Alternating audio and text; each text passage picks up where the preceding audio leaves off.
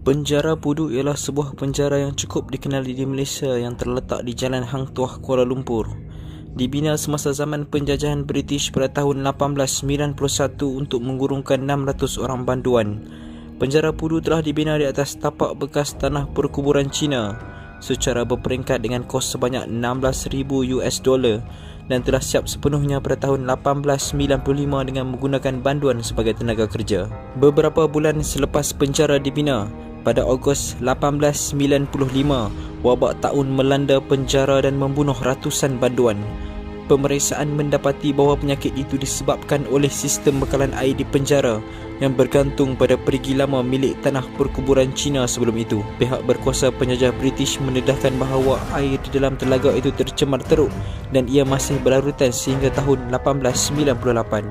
Setelah bilangan penghuni mula meningkat, pembinaan baru telah dibuat sehingga penjara itu mampu menampung hingga 2,000 orang pesalah dengan kadar muatan yang selesa.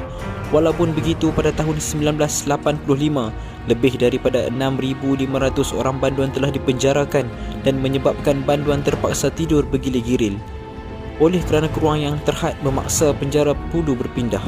Antara kisah lain yang menarik perhatian ramai ialah kejadian rusuhan penjara Pudu yang berlaku pada tahun 1986. Dalam kejadian ini, sekumpulan banduan menahan 2 kaki tangan penjara sebagai tebusan dalam tempoh 6 hari. Pengepungan itu diselesaikan apabila polis Malaysia menyerbu penjara. Mereka berjaya menyelamatkan tebusan tanpa berlaku sebarang kehilangan nyawa. Antara banduan yang terkenal menerima hukuman di sana ialah Botak Chin, seorang gangster terkenal yang didakwa dikhianati oleh orang-orangnya sendiri.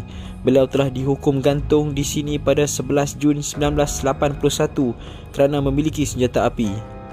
Mona Fendi juga yang merupakan bekas penyanyi menerima hukuman yang sama atas tuduhan membunuh. Namun begitu, penjara ini juga dikatakan menyimpan pelbagai kisah mistik dan aneh sepanjang ia beroperasi. Antara yang paling popular ialah kisah warden penjara yang seringkali diganggu bayangan lembaga hitam. Antara kisah lain ialah sebuah potret yang dinamakan potret banduan akhir yang dilukis oleh seorang banduan yang keesokannya akan menerima hukuman mati.